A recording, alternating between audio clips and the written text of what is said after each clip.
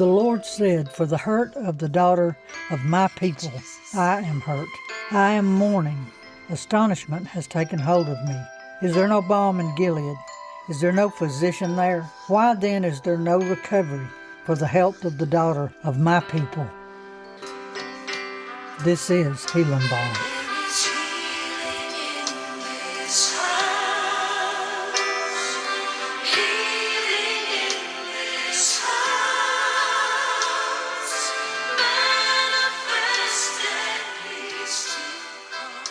Okay, today's going to be just a little bit different.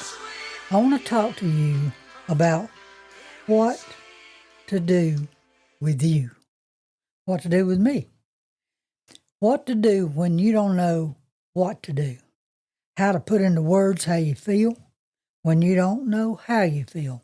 Ever been there? How do you tell somebody what's wrong when they ask if you don't know what's wrong yourself? How it feels when you don't feel anything and everything all at once, or that's what it seems like anyway. And you can't seem to put your finger on it, much less describe it. Is it empty? Do you feel spent, exhausted, listless, not interested, no enthusiasm, numb, and hurting all at the same time? You think you can't be numb and hurting all at the same time? Get a nerve problem in your leg or your hand or arm or something, and all that tingling starts and you can't feel anything. That's what I'm talking about. You can be numb and hurting all at the same time. Why do we keep replaying defeating, depressing events or scenarios over and over in our minds? Are we trying to look at the situation from a different point of view or perspective, or maybe we don't know that answer either? If you can't figure it out or settle it after the first umpteenth time, why are you still wrestling with it? I have to ask myself that. That's part of the problem. Wrestling instead of accepting or letting go of a situation or a life event that you can't change, but yet you can't accept it either. There's only so much you can control and so much you can see or know. You don't know it all. You don't have all the answers. You can't figure it all out. How can you predict how something is going to work out if you've never been through it before? Even if you have been through the exact same or similar situations, because we're creatures of habit, we repeat the same mistakes over and over again, or at least I do. Before, we don't usually have a clue how we're going to get through it, right?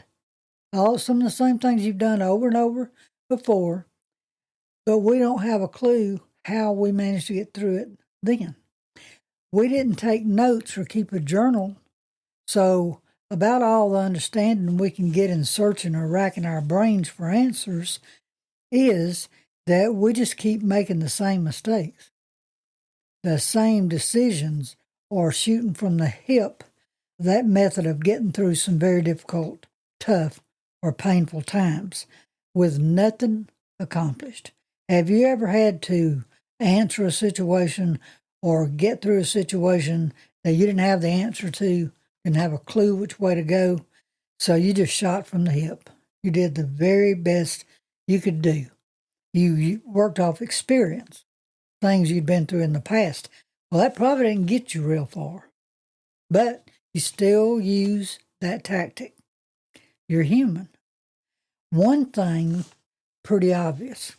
You can't just sit there like a sitting duck or lay there like a doormat and let people walk all over you, pull the covers over your head. That's only going to make dark hours even darker. So there's no need in trying to hide in the dark. When we're stuck in that rut, our brains restart kind of to a scenario similar to the Kentucky Derby. Think about your brain, your mind, what's going on in your head. When you're stuck in that rut, all of a sudden, or a greyhound track, racing thoughts bombard us while the dust from the race distorts or blinds our vision. If you hear the fire of the shot, you're off. There goes the horses. There goes the dogs. Well, that's kind of how we react when we get in those situations. Our brains keep the pressure on us, pushing us to figure it out. Maybe you've tried to tell yourself, look, I just can't figure this out. I got to quit thinking about it. My head hurts. My brain hurts. I'm tired of going over this same thing over and over again. But our brains keep the pressure on and keep pushing us to figure it out. So there we go. We're off at the sound of the gun. We're under the gun to figure the race out and either win it or at least stay in it, stay the course till it's over. It's too easy to jump the gun when you're under pressure. And when you're under too much pressure, that's not the time to be making lasting decisions or ones that can affect your future. It seems that no matter how we attempt to distract ourselves and divert our attention to another subject or task, we keep circling back, as they say, going back to the same old thing. It's like trying to run the race backwards. You want to look at it that way. You know the saying that says 1 step forward and 2 steps back. Well, no matter how you calculate those steps, you're going in the wrong direction if you're taking 1 forward and 2 back. You're going backwards. And you're going to wind up stepping in some of the same traps or potholes that you stepped in the last time. If we keep going backwards or around in circles, we can wind up so dizzy, confused, disoriented, that we don't really know what we think. When it gets to the point that the best option may be for you to just stop and stand still or lay it all down and take a totally different route or approach, when we get to that point, we don't need to just keep going if we don't know where we're going with that situation. After all, if you could have figured it out or come up with a make sense answer, you already would have, right? If you could have, you would have. So you wouldn't still be looking at this same question or same situation over and over and over. What makes you think 8 more rounds in the ring of indecision with no answers is going to make you a champion or a winner or a survivor, for that matter? Okay? Back to that first question that I asked you. So what do you do when you don't know what to do and you're trying not to listen to your brain giving the same answer over and over again? It's kind of like your brain is hung in some kind of gear and it won't go past that same answer over and over. Well, that's not the darn answer. Don't keep telling me that same thing. You can't even accept what you're trying to tell yourself. Well, it's time to have a talk with yourself and your mind. Most of us talk to ourselves anyway, and some of us answer ourselves. Some of those answers are shot in the dark, groping for answers without considering whether the answer would be right, wrong, indifferent, or just what you want to hear. Sometimes you may be going to receive a different answer than you want to hear. So sometimes you reject because no, that's not the right answer. That's not the right answer. Well, what do you want? What do you want to hear? Or just as bad, telling someone what they want to hear to get off the hook. Don't kid yourself. You're still on the hook. Your mind isn't going to let you by with that cop-out. Remember this, if you don't remember anything else I've said, it's usually not possible to have all the answers and everything figured out before you have to take action or make a move. Sometimes you can't have all the information before you have to make a decision, before you have to take a move. Sometimes we just got to do the best we can with what we got and hope to God that it turns out.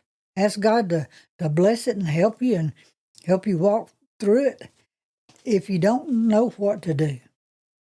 If you're stuck or frozen and attempting to plan every step or move because you're so afraid of making one more mistake or the wrong move, you're just going to stand there. And sometimes the bears will eat you if you just stand there.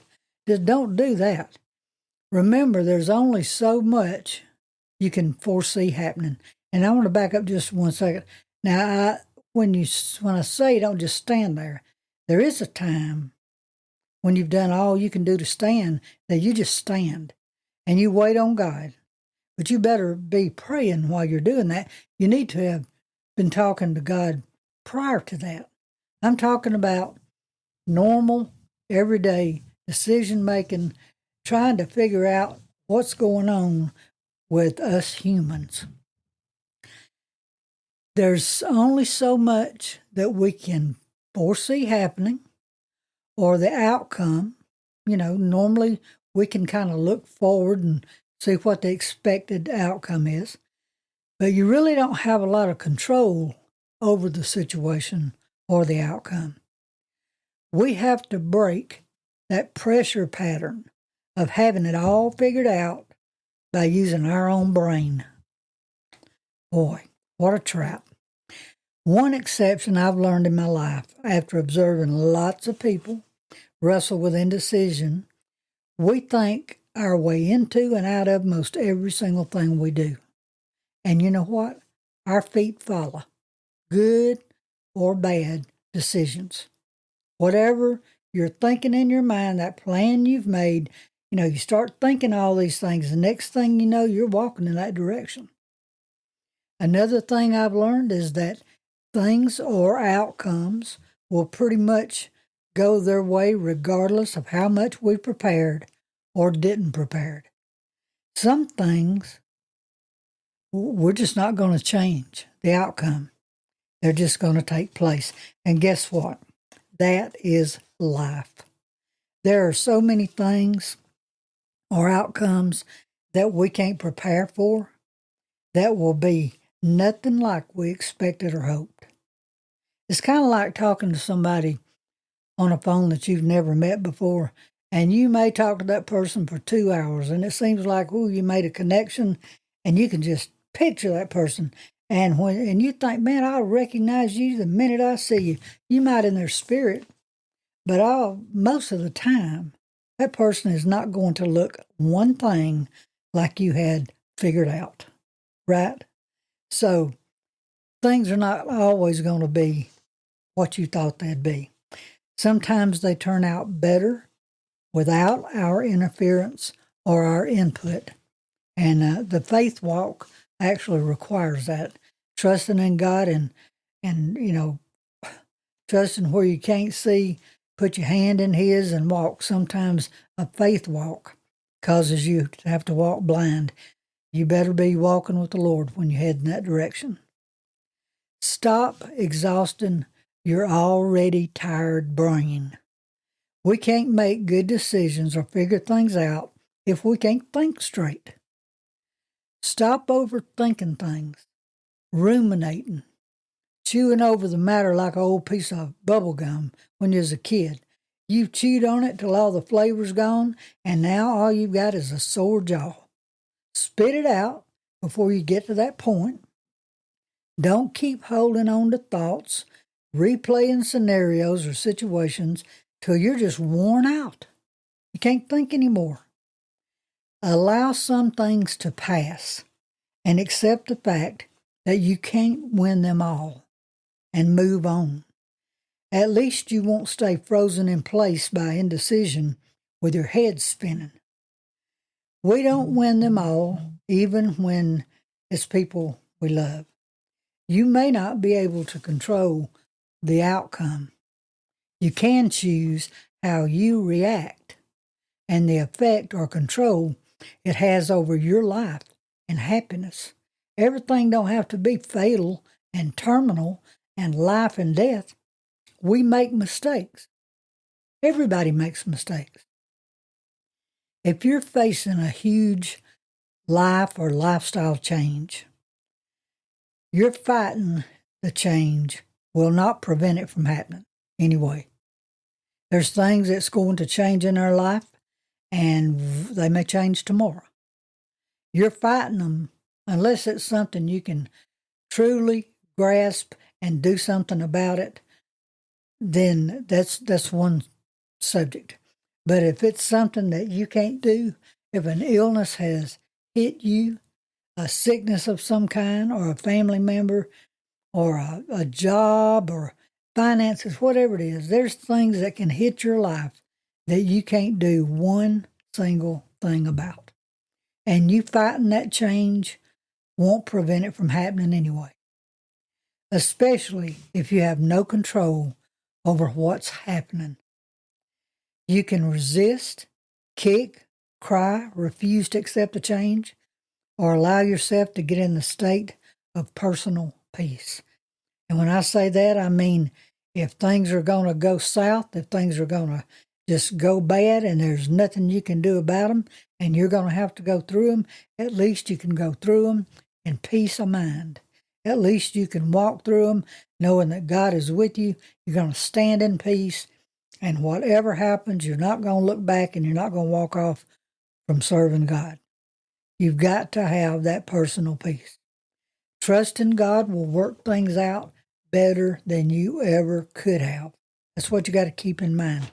Some things that looks like they're going to have a fatal end or a tragic end are only a situation that you're going to be in that can prove God's power, prove His healing power, His strength, His deliverance. Some tests and trials are good for us. They don't feel good, and we don't like them. But that's the truth.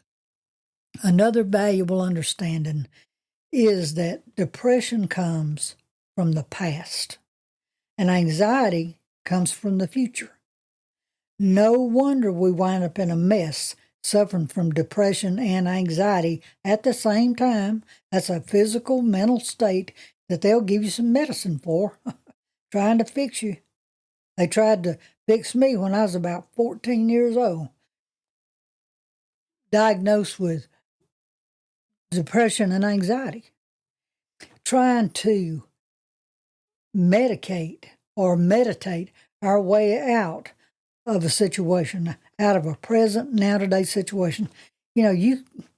Anxiety and depression is terrible to deal with, but you got to look at it like it really is. That depression's coming from the past. It's something already happened, then your guts makes you sick, makes you feel bad, and you do get depressed from it. Anxiety is looking at tomorrow, the consequences of maybe a lot of things you may have done or said or what have you, but anxiety is in our future. Don't get all wadded up with those two things and claim it as your current, today situation. Don't diagnose you as that. Now, today is what you can do something about, right? One day at a time, one step at a time, one thought at a time. And get this, one subject at a time. We are prone to jump from one subject to another multiple times in 2 or 3 minutes. We can be sitting at the table having a conversation about one specific thing, and next thing you know, we're all over the place, just jumping subjects one at a time. You can't get nothing accomplished like that. Now, I know iron sharpens iron, and if you're having a real good spiritual conversation, you love it when you get like that. But if you're trying to straighten some situations out, that's not the time for you to fly off in every direction. There is nothing you can do to change the past, to undo a wrong, to unsin a sin. We need to ask for forgiveness when it's a matter between us and Jesus. Do the best you can, according to Romans 12 and 18. Paul said, if it is possible, as much as depends on you, live peaceably with all men. Sometimes it's not possible to live peaceable among all people. People will steal your peace. They'll provoke you to cause you to lose your peace, but to live as peaceably as possible among all mankind. When there's nothing you can do to change the past, accept that it's past. Let go of it and move forward. Don't try to live in the past because you can't. When you try to go to sleep with scenes playing over and over in your head, it's easy to have your sleep elude you. It can bleed over into your tomorrow and ruin it before daylight even comes. Remember, this too shall pass. Remember, maybe it's not in your time or the way you want it right now, but it will certainly pass, and tomorrow is another day. Like an approaching cloud, think about this, or a thunderstorm, tornado, if you will. It will pass, and the sky will clear up. The winds may have blown a lot of your belongings away, or even the roof is gone, with precious memories scattered in the trees or taken completely out of sight. But as long as you have breath in your body, there is hope for a brighter day. You've most likely never been a human before this lifetime, surely. Well, you may have, but most likely you haven't. And you really didn't come with an owner's manual. I didn't. So you're not going to have all the answers or know what it will take to fix you when you're broken. And we break sometimes. We crack. Well, sometimes a crack can be worse than a break. You ever had a fractured bone? A deep fracture can be worse than a break, harder to fix. And a lot of us are fractured. The aging doesn't stop, and our parts are going to wear out. They're going to begin to wear out. So take as good a care of yourself as you possibly can. You likely won't get but one chance at this life. And I look forward to being back with you on the